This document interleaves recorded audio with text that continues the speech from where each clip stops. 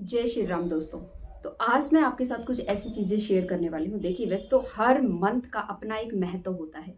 जैसे कि जो हमारा हिंदू पंचांग है उसके अनुसार जो मंथ होते हैं ना, उसकी एक अलग ही महिमा होती है। एक देवी देवताओं को वो कुछ समर्पित होता है। उसमें हम जैसे विष्णु हुए, लक्ष्मी हुई, तो उनको हम ये मंथ समर्पित होते हैं। जैसे श्रावण मास हुआ है ना, और कार्तिकी हुआ। ये अलग अलग जिस जिस टाइम पे दीपावली आती है, तो अलग अलग मंथ होते हैं जिनकी महिमा की अगर मैं बात करूँ तो हर मंथ की अपनी होती है। लेकिन आजकल हम इनको भूल के जनवरी, फरवरी, मार्च इनके ऊपर आ गए हैं। अच्छी बात है, ये चीज़ें भी जाननी ज़रूरी है, लेकिन कुछ चीज़ें मैं आप लोगों के साथ शेयर करने वाली हूँ और ख़ासकर हाउसवाइफ़ के लिए मेरी ये वीडियो है, ठीक है?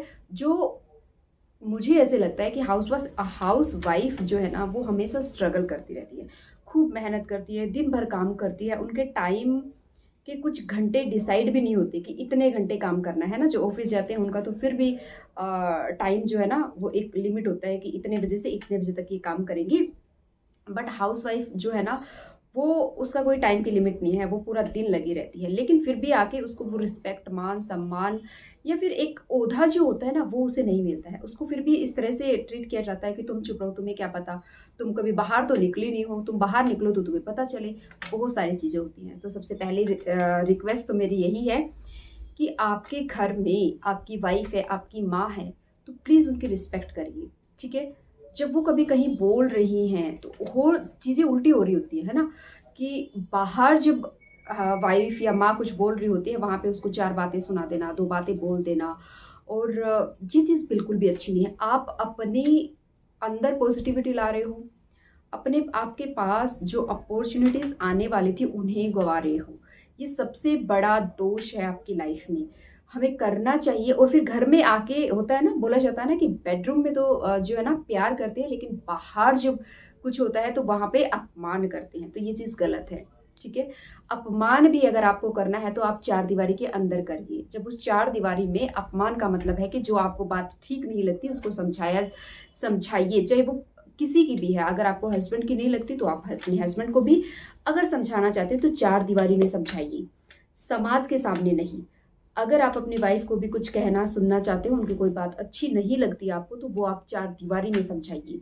लेकिन चार लोगों के बीच में आप उसे सम्मान दीजिए, उसकी बात की रिस्पेक्ट करिए। और काटनी और टालनी पड़ती है ना, तो एक तरीके और सलीके से काटिए उसकी बात को, ठीक है?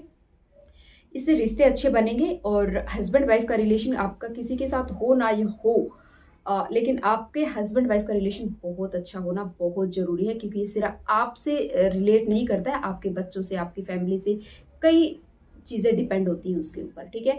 और आपके बच्चों की मेंटेलिटी फिर वैसी बनती है। बहुत से बच्चे देखे होंगे ना आपको कि हम तो शादी नहीं करेंगे, बताइए। मैं कहती हूँ 5th स्टैंडर्ड में बच्चे हैं और उनकी सोच इस तरह से हो रही है कि हम तो शादी नहीं करेंगे, मैं तो बड़ी होकर शादी नहीं करूँगी, या मैं बड़ा होकर शादी नहीं करूँगा।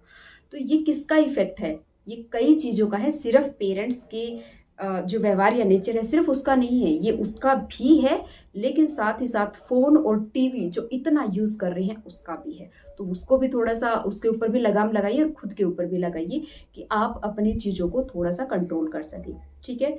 1 बार, 2 बार, 3 बार, कई बार होता है ऐसा।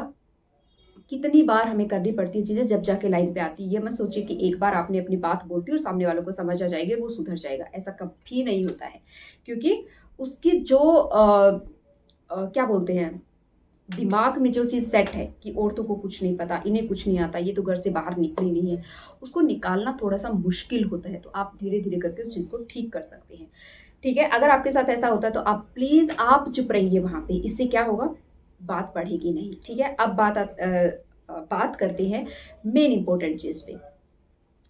तो ये मैं हाउसवाइफ के लिए बोल सकते हैं, मैं ये चीज़ आप लोगों को बताना चाह रही हूँ कि हर मंथ का एक विशेष महत्व होता है, एक कैलेंडर आता है, ठीक है? मुझे भी ऐसा नहीं है कि कुछ ऊपर से चीज़ें समझ आ रही है और मैं आप लोगों के साथ शेयर कर रही हूँ, नहीं। कैलेंडर आता है जिसे हिंदू पंचांग के नाम से बोला जाता है। आप भी उस कैलेंडर को अपने घर में ला सकते हैं और उसमें फिर सारी चीज़ें हमें दिखाई भी जाती हैं, बताई भी जाती हैं, बहुत सारी चीज़ें होती हैं। बाकी आप इस तरह की वीडियो देख के आपको बाकी चीज़ें समझ आ जाएँगी। तो अभी आने वाला है जो गर्मी का महीना, मतलब भयंकर गर्मी आने वाली है, इसमें कुछ चीज़ें हाउसवाइफ कर सकती हैं, जिससे आप अपने आप को डेवलप भी करेंगी, आपकी रिस्पेक्ट, सेल्फ रिस्पेक्ट उस पे भी काम होगा, साथ ही साथ आपके घर में पॉजिटिविटी भी आएगी। करना क्या है? सबसे पहले जो चीज़ करनी है ना, वो ये करनी है कि भीषण गर्मी है, हर महीने में, साल के 12 महीनों में दान का विशेष महत्व होता है। अब बहुत से लोगों को लगेगा कि ये फंड है, ये है, वो है। फंड के ऊपर, फंड यानी कि नोटंकी, नोटंकी जो इसको लोग बोलते हैं, उसके ऊपर भी मैं ज़रूर बात करूँगी और आप लोगों के साथ शेयर करूँगी कि कहाँ-कहाँ हम लोग मिस्टेक करते हैं, जिससे हमारी लाइफ में नेगेटिविटी आती है। जो लोग क्या कर रहे हैं उसका नहीं, हमारे ऊपर बात करेंगे। तो अभी बात कर रहे थे कि इस जेठ के महीने में, भीषण गर्मी के मई और जून में जो गर्मी होने वाली है, उस टाइम पे आप क्या कर सकते हैं। तो दान का विशेष महत्व है। दान क्या करना है, कोई बहुत बड़ी चीज़ नहीं करनी है। आप पानी, जो जल होता है, वो अपनी छत पे ज़रूर रखें, अपने घर के बाहर ज़रूर रखें, अगर आपका मतलब गाँव वगैरह में रहते हैं। अगर हो सके तो मंदिर में 1 मटका दान कर दीजिए, ठीक है? 1 मटका मंदिर में रख के आइए, वहाँ पे ठंडा पानी रख के आइए और फिर देखिए आपको कैसा फ़ील। तो छोड़िए, लेकिन जो भी जीव-जंतु है, पहले तालाब होते थे, वहाँ पे पानी पी लेते थे, लेकिन इसलिए आप जहाँ जितना हो सके ना, पानी के कुछ कंटेनर रखिए, कुछ पोट रखिए, ताकि आप उनमें डेली, आपके घर के बाहर एक रखे हुए, उसमें डेली पानी डालना। छत पे 1-2 रख दो, उसमें पानी डालो। मंदिर में जो मटका आप दान करेंगे, वहाँ पे पानी भर के, उसको अपने घर से भर के लेके जा सकते हैं, वहाँ से भी भर सकते हैं, कोई दिक्कत नहीं है। लेकिन वहाँ पे 1 गिलास और 1 पानी का मटका रख के आइए। 2, 3, 4 जितनी आपकी श्रद्धा है रखिए, ताकि उसमें ठंडा पानी रहे, आने जाने वाले लोग पिए। साथ ही साथ आपकी सामर्थ्य ज़्यादा है, अगर आप कर सकते हैं तो पानी या फिर रूह अफ़ज़ा या जो भी चीज़ आप लोगों को पिला सकते हैं इस ठंड में, ताकि उनको राहत मिले, जो मज़दूर काम कर रहे होते हैं। देखते हैं ना, कुछ लोग बड़े पैमाने पे ये चीज़ें करते हो, तो आप वो भी कर सकते हैं। इससे बढ़ के कोई दान नहीं है, इससे बढ़ के कोई दान नहीं है, तो प्लीज़ करिएगा इसको। अब बारी आती है हाउसवाइफ, जो हमेशा सोचते हैं ना कि हम क्या कर सकते हैं, हम तो कुछ कर ही नहीं सकते हैं। तो आपके लिए एक इम्पोर्टेंट चीज़ बताती हूँ, आपके हाथ में वो पावर होती है। आपका घर ये दिखाता है आप क्या कर सकते हैं, क्या नहीं। आपकी सोच दर्शाती है आप क्या हैं, क्या नहीं हैं। तो प्लीज़ अपने आप को सबसे पहले तो कम आंकना बंद करिए। दूसरे क्या आँक रहे हैं उसको छोड़िए, आप अपने आप को क्या समझ रहे हैं, ये इम्पोर्टेंट चीज़ होती है। तो सबसे पहले, अगर आपके घर में कोई भी आता है, उसको थोड़ा-सा रिस्पेक्ट देना स्टार्ट करिए। वो आपकी कर रहे हैं, नहीं कर रहे हैं, वो अलग चीज़ है। लेकिन मुझे नहीं लगता कोई किसी के घर में आके भी किसी की इंसल्ट कर सकता है। लेकिन आपके घर में अगर कोई आता है, तो उसे बैठाना, चाय-पानी पूछना, थोड़ा-सा एक लहज़े जो है ना, वो आपका अगर ठीक हो जाता है, तो आपके घर में पॉज़िटिविटी आना स्टार्ट होती है। जेठ के महीने में जो आपको मेन चीज़ करनी है, क्योंकि घर में रहते हैं, बाहर हम निकलते नहीं हैं, बहुत टाइम हमारे पास होता है। तो इस टाइम पे आप क्या कर सकते हैं, आप अपने घर की सफाई करना स्टार्ट करिए, ठीक है? सुबह का एक टाइम, दोपहर का एक टाइम, शाम का एक टाइम, बहुत ज़्यादा नहीं, लेकिन जो भी आपको टाइम ठीक लगता है, वो अपना एक टाइम डिसाइड करिए। उस टाइम पे आपने सोचना है कि आज मैं एक अलमीरा, मैं ये नहीं कह रही कि पूरा दिन उसमें रखा, ये सबसे बड़ी मूर्खता होती है कि दिन भर एक ही काम में निकाल देते हो आप। तो आपको क्या करना है, एक बड़ा, जैसे कि आज मैंने ये अलमीरा ले ली, ये बेड को खोल लिया, मैंने इसको क्लीन करना है। क्लीन करके उसके बाद उसमें जो भी चीज़ आपको मिलती है ना, जो आपके यूज़ की नहीं है, आपको लगता है 2-3 साल हो गए मैंने यूज़ ही नहीं की और फिर भी रख रखा है कि कभी तो मैं इसको यूज़ करूँगी, उसको निकालिए, उसको दान कीजिए। इसके बाद आप अपनी अलमीरा खोलिए, अपने बेड खोलिए, अपनी किचन में जाइए, एक-एक करके हर एक चीज़ को करिएगा और विदिन 1 वीक या 10 डेज़ में आपका पूरा घर क्लीन हो जाएगा। आपके जूते हैं, आपके किचन में बर्तन हैं, आपकी बेडशीट है, आपके पास कर्टेन्स है, आपके पास कपड़े हैं जो आप कभी यूज़ नहीं कर रहे हो, इन सारी चीज़ों को निकाल के डोनेट कर दीजिए किसी ज़रूरतमंद को। जो चीज़ आपके लिए ऐसे ही पड़ी है, वेस्ट पड़ी है, वो किसी का सपना हो सकती है। तो प्लीज़ ये चीज़ें करिए। इसके करने से क्या होगा? क्योंकि जैसे मैंने बोला, दान का विशेष महत्व होता है, तो इसका जो पुण्य क्रम है, सिर्फ़ आपको नहीं मिलेगा, आपके बच्चों को, आपके परिवार को, आपके हस्बैंड को, आपके घर में पॉज़िटिविटी आएगी। और जहाँ सफाई होती है, जहाँ नीयत साफ़ होती है, वहाँ पे माँ लक्ष्मी का वास होता है। एक बार करके देखिए ये चीज़ें, और मैं कहती हूँ, अच्छी भाव से, भावना बहुत इंपॉर्टेंट रोल प्ले करती है। अब ये मत सोचिए कि मैं किसी को एक सूट दान कर रही हूँ तो बदले में मुझे 4 साड़ियाँ मिलेंगी, ये नहीं होता है।